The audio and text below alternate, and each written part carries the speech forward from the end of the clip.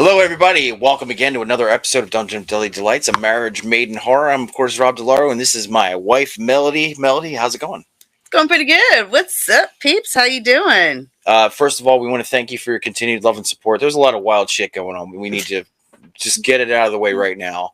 The subscriptions are like exponentially rising. The views are amazing.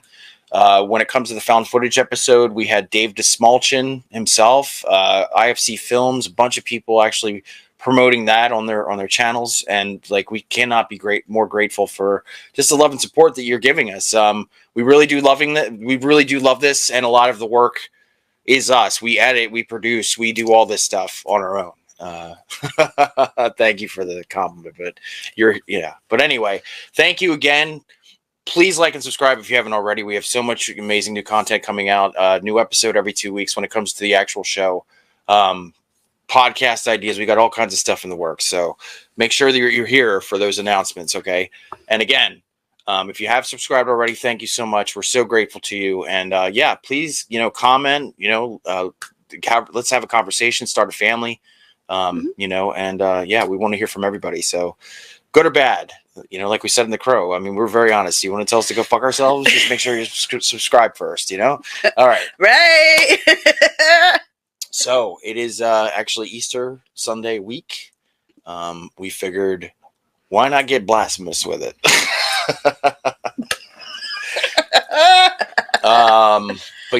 We're actually doing an episode that is basically it's called Holy Holy Horror. And we decided to talk about films that are representations of either priests or nuns in the horror genre in honor of the release of the new neon film Immaculate, which is starring Sydney Sweeney. Before we get into the actual episode itself, I do want to mention that Immaculate and, of course, Late Night with the Devil they're just both killing box office right now, which is amazing. I'm so happy to see it. But when it comes to Immaculate, I love their new marketing campaign. They are taking, the rights anger and stuff, and they're just actually putting it into the promotion, which is super cool and ballsy. Just like this film, it's really, really ballsy. And Sydney Sweeney, she wasn't pushed into this or forced into it. She's actually a producer on the film. This was an idea that I guess came to her when she was originally 16, and then COVID happened and then stuff like that. I guess, she wasn't the Sydney Sweeney that we know now, the it girl. It was just really hard to, get out there. But now that she has Euphoria, which is a hit show on HBO, and then you have this romantic comedy that she has out as well that's breaking all these box office records and bringing back the rom-com. They were just okay, yeah, well, let's let her release her horror film. Which really, you can see in the actual, the inner workings of it. Michael Mohan's the director that she chose, and it's really beautifully shot. It does feel like an older kind of nunsploitation sort of film. And, when it comes to the finale, it's apparently going to knock everybody's socks off. If you have seen it, that you know what we're talking about. It's really intense. And, again, we are here to honor new films as well, and just kind of incorporate what we also love into that particular idea. So that's kind of what the episode is. So to give you Melody's tagline, go see it. Just go watch it. Just go watch it. Go see it. Go see it. Wild. There's a bunch of things that we can actually make merch out of at some point.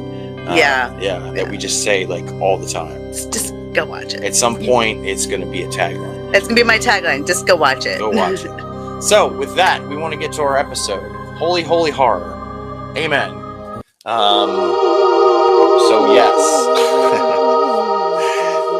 So again, we're going to be talking about horror films that focus on nuns or priests, and there's a lot of them out there. I mean, we really didn't have to dig. I think it's the problem with this actual this whole genre itself. It feels very self-contained in an idea that, I don't know, just kind of feels like it's just overused over and over and over and over. There are some interesting, choices, in terms of our picks that kind of take that idea and change it into something different and maybe unique in the way they film it and stuff. But all in all, ever since, like The Exorcist and The Omen and stuff like that, it's technically kind of the same thing. You know what I mean? Kind of, yeah. Mm-hmm. I would say so. But great nonetheless, I think, in my personal opinion. And the other thing with these movies is none of them really fared well at the box office except for maybe one. The reviews are mostly terrible for all of them, which I don't understand. So our first Deadly Delight when it comes to holy horror is one that we grew up with, being Gen Xers. It definitely feels like it's from a certain era. It's dated for sure, especially when it comes to the soundtrack and just the look of it, the style. But we wanted to talk about 1999 Stigmata. Oh, I love this movie so much. Which is starring Patricia Arquette, of course, from Nightmare on Elm Street 3 and a bunch of other things, Lost Highway. And, of course, the man of the hour for the 90s. He seemed to be in a lot of films, but Gabriel Byrne. Yeah, he was in a lot of movies. Yeah, for sure. So, Mel, what did you think about Stigmata? I think this movie holds up even to this day. Mm-hmm. Like, what? I don't even want to discuss how many years later. It holds up to this day. The soundtrack, the fashion, the FX, everything in this movie holds up to this day. Absolutely amazing. Wonderful movie. Very sacrilegious. Absolutely love that. For sure. Yeah. Can you describe the actual you want me to go story? into it? Okay. Yeah. So what happens is there is this father, aka priest, we call them fathers.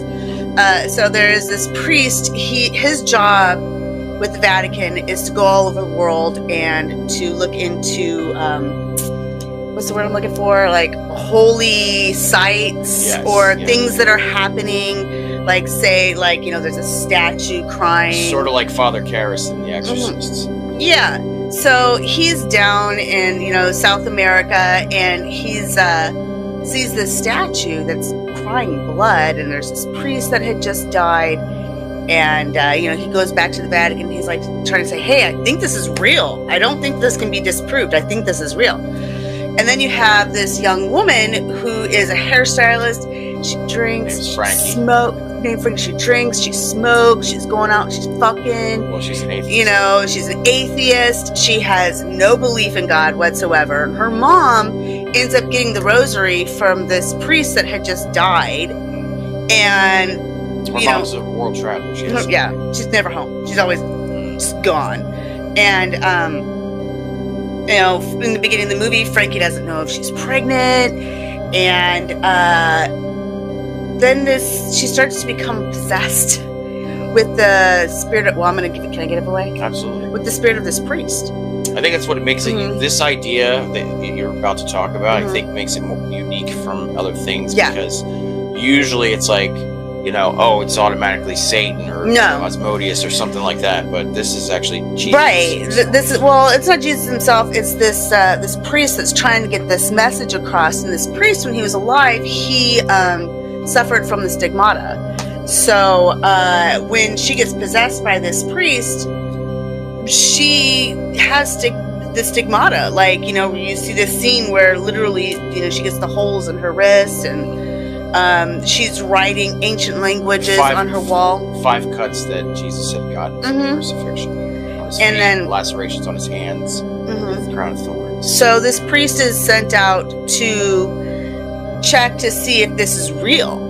And then he finds out not only is this real, but this is the priest that had died in the South American country. And the message that this priest is trying to get across is defying everything that the Catholic Church says. Absolutely, yeah. So basically, it just the whole thing is basically becomes a situation of these priests are trying to just keep this under the rug, because if it gets out there, then it feels like they're not going to get the attention that they're getting that they have been getting for hundreds of years when it comes to the Catholic Church. Yeah. If everybody has the knowledge that we are all basically God's children. God is in you. Then God is in everybody. You're not going to give money for new window panes and stuff. You're going to I don't need to pay attention to. Well, apparently, the one priest that had died, there was 2 other priests, and they were all translating these ancient writings that turned out to be writings of like Jesus himself. Yes. Yeah. Yeah. So basically, like these are supposed to be words from the mouth of Jesus himself, written on the page, not from a bunch of people like the Bible, like a bunch of men. It's actually Jesus himself. Yeah.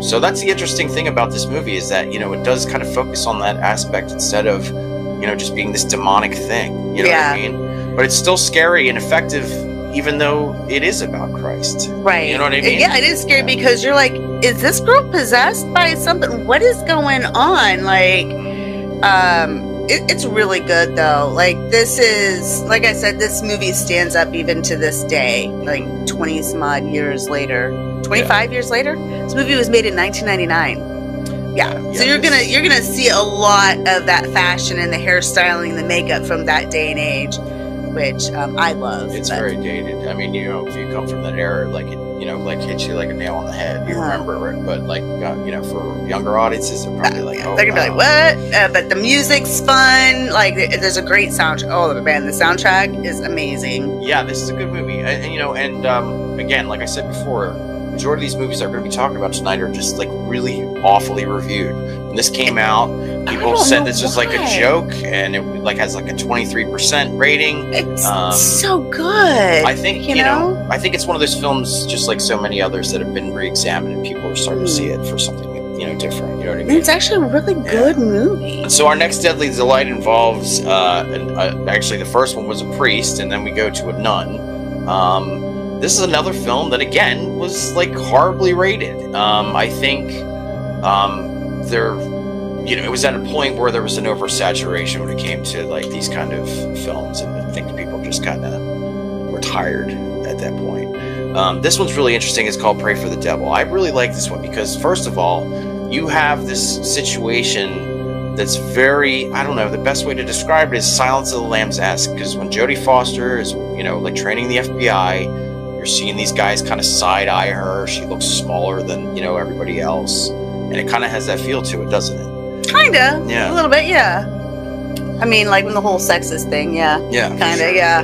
So, Pray for the Devil is basically about Sister Anne. Sister Anne, comes from a really horrible childhood where her mother was schizophrenic. And there were times where she was very loving, and there were times... Her mother was possessed. Her mother was possessed. Okay. So we don't need to talk about this movie anymore. No. So basically, Sister Anne devotes her life to God, and there is a moment in history, because this is sort of based on true accounts, supposedly, but the Vatican had actually opened it up for people to be trained in the rites of exorcism. So she's technically like the G.I. Jane of like religion. Well, she was like she was just a nun that was supposed to be there to help with the patients and show comfort and support and kind and care. But because of her past and her history, she wanted to learn how to do exorcisms, but she wanted to get more into the reaching out to the person to come out of their guilt. Yeah. To push the demon out themselves. Yeah, she has a gift. Yeah, she has a gift. Yeah. So anyway, she ends up training. There's this one priest who's power that actually believes very wholeheartedly in her. Mm-hmm. She has another student that she follows around, Father Dante.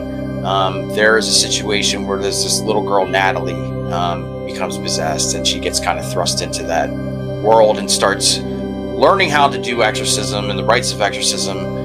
She tries it on Dante's sister. It's actually successful, supposedly, and then what happens is his sister actually ends up unaliving herself. Mm-hmm. So yeah, there's that whole situation.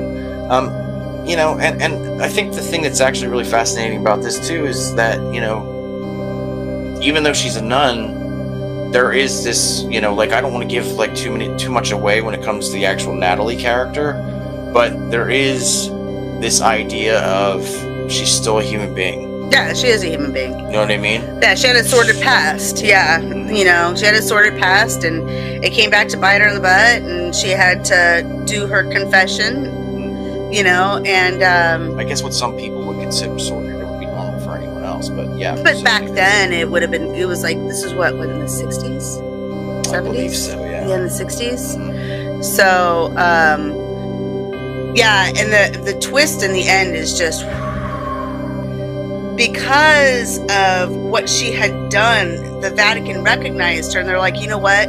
We think you would work great actually working in the Vatican with the people that are going to end up actually dying because of this. You could actually be of use for the exorcisms of the people that like nobody else was able to purge the demon out of them. Right, so she's in the cab and she basically gets demonically attacked. Oh yeah, like there's some. She sees some lady. They're parked and she sees some lady and the lady goes. Yeah. And then runs up to the car and all then of a sudden Sister Anne's like fucking Buffy or Blade or something. pulls out this crucifix because the taxi driver comes up and ends up behind them in the back seat with her. And she's like. And she sees a lady outside that's also possessed, so she's being demonically attacked from all sides. Even though this movie didn't do well, I think Jacqueline Byers, who played Sister Anne, did a wonderful job. Oh, she's an amazing job. Yeah, she's definitely amazing. A standout. She's great. Yeah.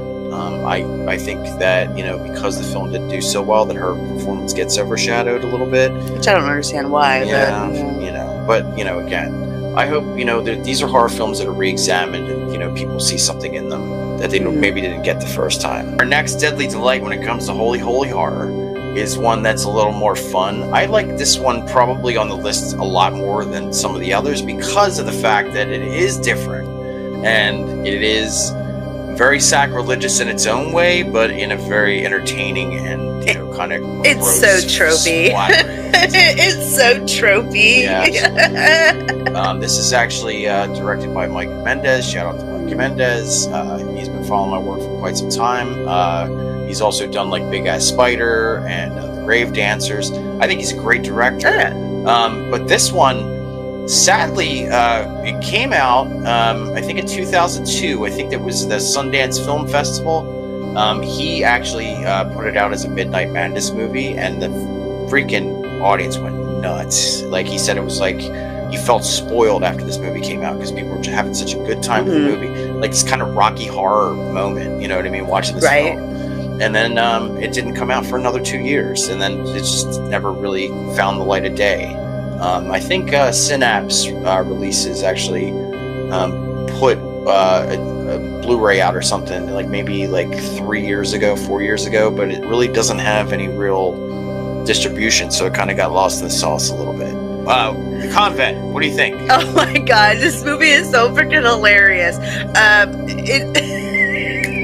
She's gonna laugh through the whole thing. I can't help it. So the blood was like glow in the dark black light. The effects were great though. But I mean, this is like a horror comedy. This is a horror comedy and it's so tropey. Like you got a cheerleader in a cheerleader costume. You've got the goth girl. Sure. You've got the older woman with a shotgun that kicks ass. And by the way, she did an amazing job. You've got... You got a good-looking, pot-smoking named Free-Hole. You got the jock. You've got the big sister that's dating the jock. And then you got the little brother who's trying to get into it. And then you got the dog. The little dog, yeah. They just zoom in to the dog sometimes. The dog's like, and spoiler alert, the goth girl dies first. Oh, okay. So when it comes to this movie, Mo is actually this girl's friend, and she used to be a goth herself, and she gets in with the popular kids, and of course, a lot of those people kind of shed that away. Obviously, Melody and I didn't. Not me. Not me. Yeah, we didn't do that. But so they have this plan to go to this old convent that's like all dilapidated and it's haunted, broken down, and it they has want to stories behind it. Yeah, they want to spray paint the bell tower. Like they actually want to write a symbol, one of their symbols. I guess it was like the lambda symbol or something like that. But anyway, they go to this situation where this convent had a young girl named Christine. It was a school. It was like a Catholic school. She goes in pretty much like like Tarantino Grindhouse style, and just starts blasting everybody and setting everyone on fire. It's a really, really awesome scene. that opening scene is awesome. Yeah. So they're in this situation, and they're just like smoking weed and walking around. They're going to screw in certain areas and whatnot. There's really, no... Do all the no-nos. Yeah, there's just a bunch of no-nos, Sex, drugs, and rock and roll, baby. Yeah, so then Mo actually has... the goth girl has a scholarship, and she doesn't want to ruin it. She ends up hiding in the old convent. Because the cops show up. Yeah, played by Bill Moseley and Coolio. Oh my god. It's awesome. It's awesome. Yeah, it's pretty awesome. They show up and And the best part is Coolio's like, what's that? He goes behind the jock's chair, pulls out the weed, a joint, and then he scares him off, and then he lights the joint up and he's smoking it with Bill Moseley's character. So the myth is that young Christine, this girl, ended up going in because the nuns were trying to perform an abortion on her, and that was basically like the whole thing. But then it turns out later on, here is another spoiler alert for some people who have never seen this movie, is that story was actually a lot deeper than that, and the reason why she went in and did that is because all the nuns were actually possessed. And the priests, they were all possessed. By demons. By demons, and they were going to use her baby for a child sacrifice. Oh no, they were going to use her baby They were going to turn it into the Antichrist. Yeah, they were going to have the Dark Lord into the body of the child. Right. Because it had to be a virgin. She was able to save her baby, and she says, eventually, when all of a sudden, at the end, the iconic Adrienne Barbeau comes into the scene as the older Christine. And she's basically telling the story, like, he's in school now, and like, he's whatever. So great. He's fine, yeah. But then we find out that, since the Antichrist needs a virgin, there's these dorky satanic kids. The one works at Dairy Queen or something. This is like, listen, this is the thing. If there's anything that anybody should be offended by when it comes to this movie, is probably the depiction of Satanists, because they are fools, man. Like like your dorky, like cosplaying, Satanist. Dude, listen, like one is like stereotypically gay. Oh my god. That'll put his put his dick in a hole in the wall if it needs be. I mean, this guy is just horny. And the other one's just a dork, like a skinny Marilyn Manson. The dark God, the Dark Lord. So anyway, I'm sorry. They're saying that they, are going to do this whole thing, and they're, but the one thing that's very clear is their intent in killing somebody. So when they kidnap Mo, they stab her, and then it turns out that Mo isn't a virgin. And she becomes the Antichrist. There's nothing serious about this movie. Nothing. If you're clutching your pearls, when it comes to like, just anything, when it comes to LGBT, like representation and all that stuff, then you're just missing the point. I don't think there's a message here. It's just it's trope. It's stupid fun. Very tropey. Yeah. It is supposed to be a horror comedy. Absolutely. Yeah. And and it comes from, it feels very 80s, and it comes from an era that where like you could do more things, very 90s in terms of comedy and stuff. You know what I mean? Like stuff you can get away with then. Like it felt like they, that was yeah. And you can clearly see that Mike Mendez, obviously, he also had another co-writer as well. I think she was actually inspired by this same situation. I guess she had a convent like that was dilapidated in her area, and like it just really freaked out the kids in the neighborhood and stuff, and it just felt very sinister and eerie and stuff, and that's kind of where the idea came from. And then Mike Mendez was like, okay, well, I love Evil Dead 2 and Bava's demons, you know what I mean, like so it does feel like demons. It feels like Evil Dead 2. It's very gory, it's fun, it's splatter stick comedy. It's so fun. It is. And you're gonna laugh your ass off the whole time. I mean, this is gonna make you laugh. It is funny. Yeah. But I think the reason why I enjoy this one so much is that, like it does, we were talking about films, especially in this subgenre that all kind of feel the same in some way. This one feels very different from the pack. It is so different. It is so different. Yeah. Like nuns are actually the antagonists, as you know what I mean. Yeah. Yeah. It's super. I love this movie, and that's why I chose it. And I'm glad Melody agreed, because it's funny. Not a lot of people know about it. Our next Deadly Delight is another film that, again, we're talking about films that, like are really solid and don't, for some reason, miss the mark when it comes to box office. The box office can be a big box office kills quite a bit. This is also, based on true accounts. Supposedly, there's a NYPD officer named Ralph Sarchi. He was, in the NYPD, and then I guess he retired and became a demonologist. So he wrote a bunch of books, kind of like, the whole Conjuring situation. And, they were able to pull from different ideas, when it comes to his writings and stuff.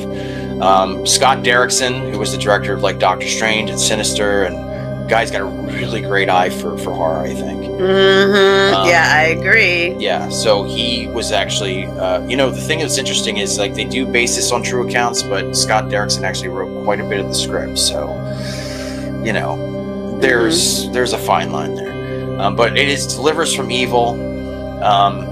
It's, there's an actor in here that, I just wish he was still around. There was a time where Eric Bana was in a lot of stuff. I just wish he was still, working. Edgar Ramirez, who's been in a bunch of, stuff himself. He plays the priest, the sexy Latin priest. Man, just a really great combo when it comes to, like, this kind of police procedural, supernatural thing. What about his partner? Joel McHale. Yeah. It starts off with, I think these guys, a bunch of Marines are in the Middle East, right? Yeah, 2000. They're in the Middle East, and they're dealing with a bunch of insurrectionists or whatever, and they end up going down into this cave and seeing this writing on the wall, and these guys come back not normal. Yeah. And, of course, a lot of that can be attributed to PTSD and mental illness and stuff, and I think that's normally, even in this movie, like, the main idea at first, this person came back from, from the desert. Yeah. And obviously there's, he's off his rocker. Yeah. But of course they're all possessed. All possessed. Yeah. They're all possessed. And the other thing that's really interesting about this movie is that it's violent. It has a lot to do with just looking at different areas where people were painting. You know what I mean? Like they're Oh, and this takes place in the Bronx. Sarchi's following a lot of these painters. There's one at the zoo. There's one in another area. You know what I mean? They're painting over something, and they don't know what it is, but they're all scrape there. It off. Yep. Yeah. And also, everybody who comes to this area of the wall that's been painted is like just automatically possessed. Like this one woman ends up throwing her baby into the freaking. Yeah. Yeah. Well, that her husband was one of the Marines that got possessed. Yeah. Yeah. It was. This movie is brutal. Yeah. 5-star brutal. Yeah. One of the Marines ends up beating his wife almost to death, and clearly, that's the first thing they think he's just an abusive asshole that has, traumatic, disorders and stuff. But clearly, the demon wants to beat the shit out of his wife. So. And he's one of the last ones to survive, actually. Yeah. Yeah. So let's talk about the, Sarchi played by Bana and the father working together. I think the reason why this movie works so well is because you believe their friendship. Yeah, because it builds over time. Like, because this Sarchi guy, he's like, I don't believe in God anymore. I mean, I'm Italian. Of course, there's crosses. He's married, has a daughter, and then this relationship kind of naturally happens with this priest. Yeah, and also I want to mention too, Olivia Munn plays his wife, and she's beautiful. We just wish for great recovery for her because she just announced she had breast cancer, but she's an awesome actress, and I remember following her when she was working on G4 and stuff, and a lot of the gaming stuff. But anyway, she's in it, and there's a rift between in their marriage. He's never home. You know what I mean? It's just the fact that he's just so busy all the time. Well, and then not only that, he sees all these horrible things happening with kids. Yeah. And it's like he's trying to leave work outside of the home, and he doesn't want to drag her into it because he loves her and she's everything that's good to him, and he sees because him and his partner are part of a special division. Yeah. And they see the worst of the worst. Like, it's like special victims. You know? Like, you see in the first scene, you see him, he's holding a dead baby. Yeah. Like, well, that's what happens in the movie. There's actually a possessed woman who ends up biting the priest and then saying a name Marvin. And then there's later on in the movie, there's there has to be a situation where Sarchi's absolved from his sins. Yeah, he has to confess. And one of the things that he ended up doing, I guess, in his life was, following a pedophile around that was actually at a crime scene where one of these, children was found dead, and he ended up killing the guy. Yeah, he beat him to death. Yeah. With his fists, which, Yeah, 100%. I agree. But yeah, I just love the police procedural aspect of this film, and I think it really works really well. It feels like the best description I can come up with is like watching Seven. Yes. You know what I mean? Yes. Yeah. Yes. Just that dynamic that Morgan Freeman and Brad Pitt had. Yes. Where, that's just like any buddy cop movie. At first you don't get along, then you find something, some common grounds. There's a common ground, but also the fact that, Sarchi also has this thing, that everybody calls a radar, and it turns out that he actually has some sort of spiritual gift connection. of discernment. That's why he can actually see these dark messages and stuff, like flashing before him, or he can actually hear sounds that nobody else hears, is because he has a connection to, I guess the supernatural aspect. He called it a gift of discernment. Yeah. There you go. Gift of discernment. Yeah, spiritual discernment. Yeah. Which is a good gift to have, but apparently puts him in danger. Yeah. So, yeah. And it also feels like Denzel Washington's fallen into. That's why he had to confess, because he had to have himself free and clear so the demons couldn't come after him. Right, exactly. So, and it also feels like Fallen, with Denzel Washington, because everybody possessed, they're singing a song. Yeah. So the woman, they're always digging. Yeah, they're digging. And they're digging rapidly singing "Break On Through" from the Doors. Break on through from the other side. Break on through. Yeah. Because they were trying to open a door, and the song was from the Doors. Right. So, Yeah. You didn't catch that? Oh, wow. Yeah. No, I did catch that. I did. That's good. So this movie it's dark. Our next deadly delight when it comes to holy horror is another film that, I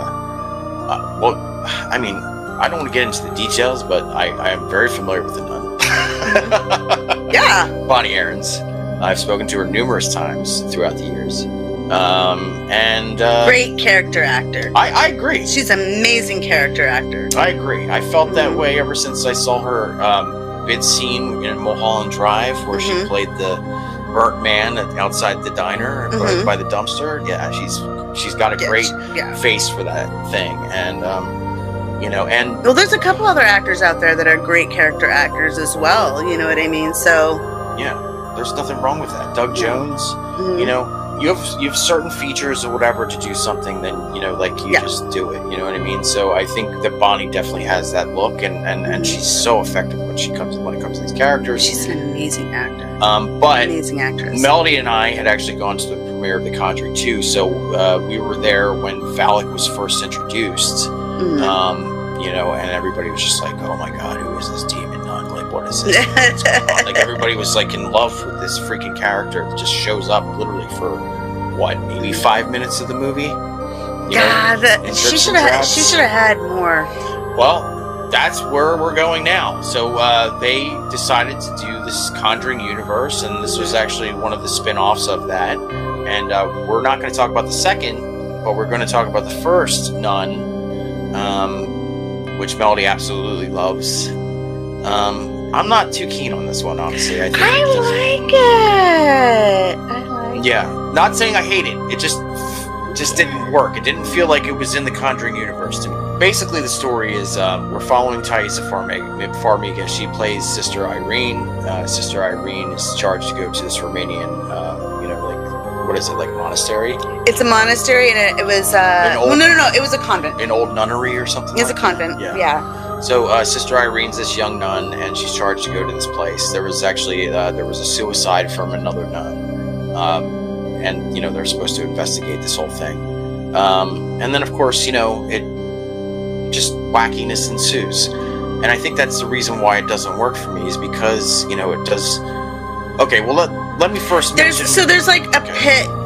There's like this convent is built over a pit that is basically the pit of hell, okay? And Valak is this horrible demon that was taking control and possessing purity.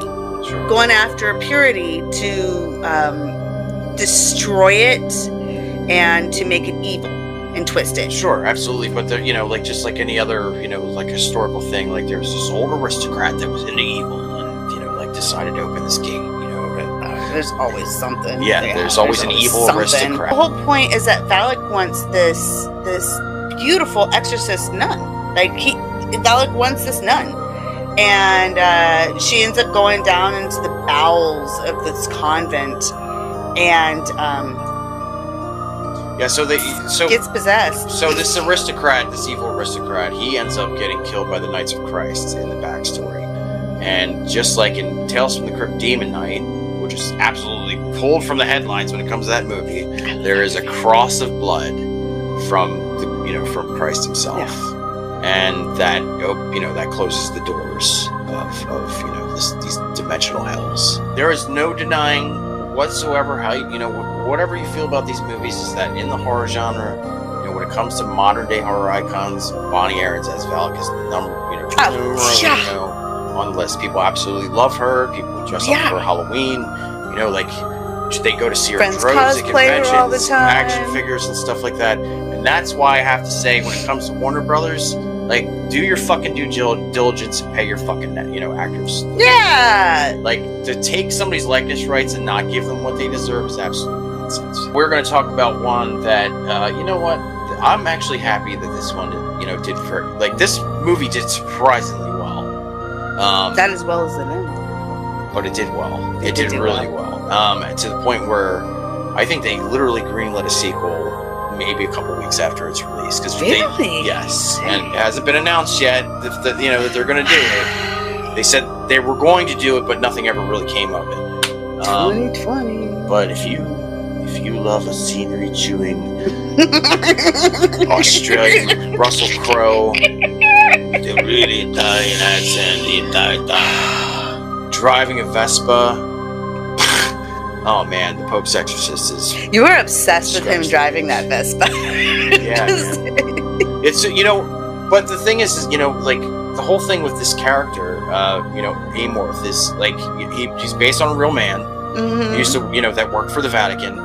And again, this is one, you know, a guy that wrote a bunch of books and stuff. But he specifically worked for the Pope. Yes. Nobody else had any say over him. It was just the Pope.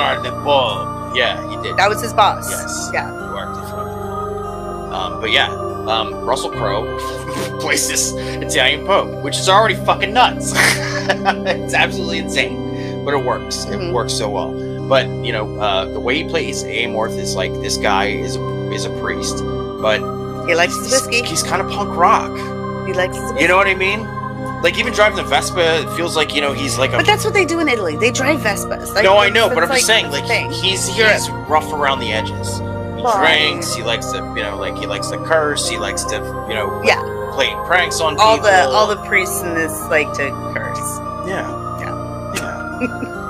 But man, you know, we were talking about it, but, you know, the reason why this is so effective is because of just the way it's presented. It feels like this kind of, you know, like, overlapping adventure. You know what I mean? It feels like epic in a way. You know what I mean? This was a pretty epic movie to watch. Okay, so the Pope's Exorcist. The Pope's Exorcist. Russell Crowe, I would die. So, you know, it starts off where he's in this town and he goes to do an exorcism and he forces this demon into a pig and then they kill the pig. Yeah, but thankfully it's not Black Mirror. Nobody fucks that pig. So there you go. Thank God for that. And then he goes back and he gets in trouble because this was an unsanctioned... He's like, what are you talking about? This wasn't you know, this wasn't an exorcism. This was, you know, there's a show, you know. And then he just looked at these guys and he's like, I don't work for you. I work for the Pope. And he walks out. and he gets called into Spain because there's this a cathedral, Yes. a monastery cathedral. Anyways, it's a monastery that's over top of that had been in this family for generations upon generations upon generations. It belonged to the husband of the woman who, first of all, let me say this, played by the wonderful Alex Esso, who of course, was in Dr. Sleep as, Wendy Torrance, and she was in Starry Eyes. Awesome actress. Really, really good. And she's awesome in this too. Yeah. But yeah, anyway, to get back to brass tacks, it is a monastery. Belonged to the husband. The husband was in an accident. Their son Henry was in the car when the father actually died. He never said a word after. Yeah. And so the wife, the widow. The teenager's really edgy. Yeah. Lucy is really edgy. The wife, she brings her kids to Spain. They're going to fix up this cathedral and they're going to sell it and, go back to America and live. Well, things start happening and the work crew's like, yeah, no, we're not dealing with this.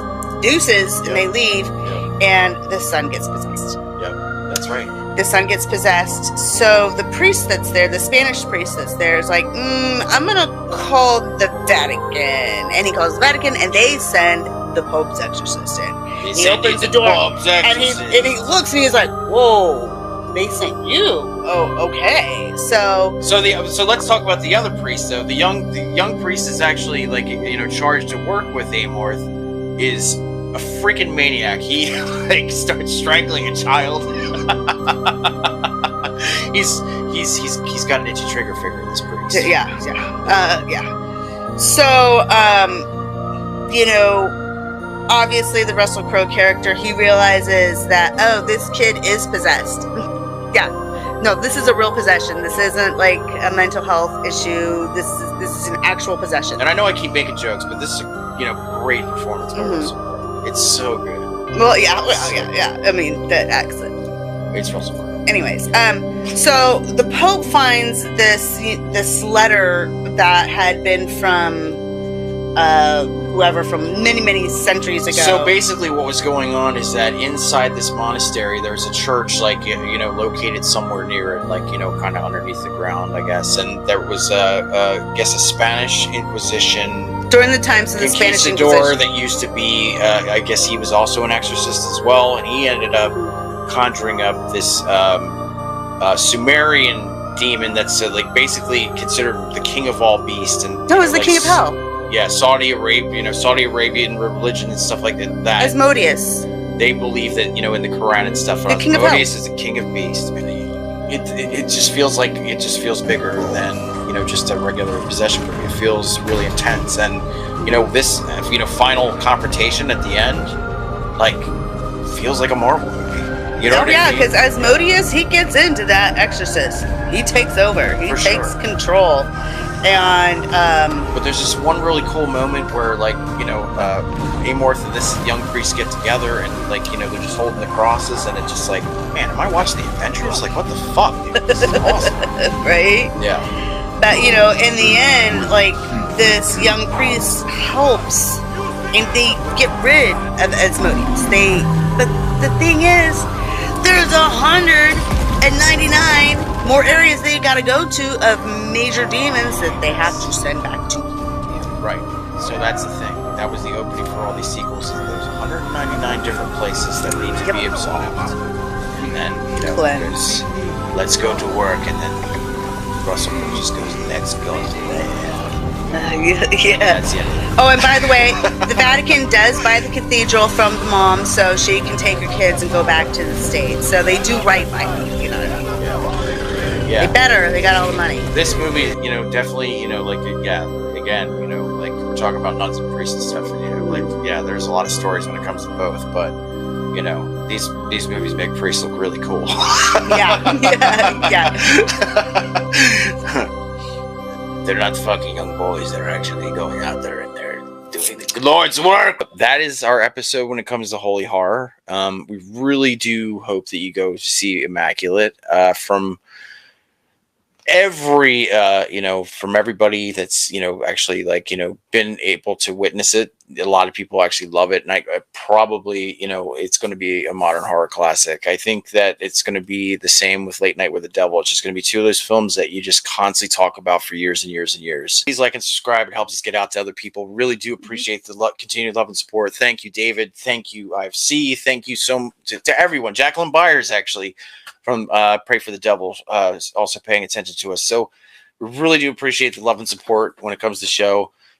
We love horror. We love doing this. We've devoted our lives to horror pretty much, when it comes to, so many arenas. Join us for the next episode when we are actually going to talk about vampires in honor of the release of Abigail, which is a Radio Silence release. I don't see how it can't be good. Right. I just don't see it. Right. It's not going to suck. All right. Me and Melody. I want to suck your blood. Anyway, we'll scare you later. Talk to you soon, guys. Bye. Deuces.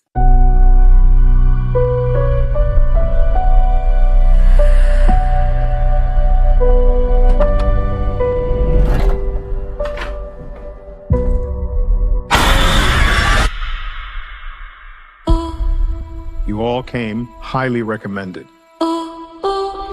You know the rules. No real names, no backstories, no cell phones.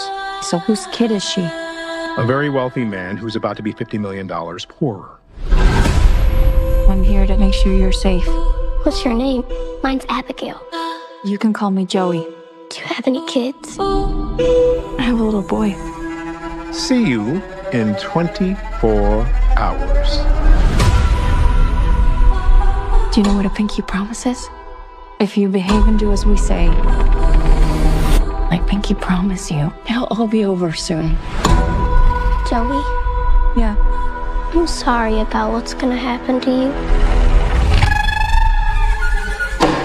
What the?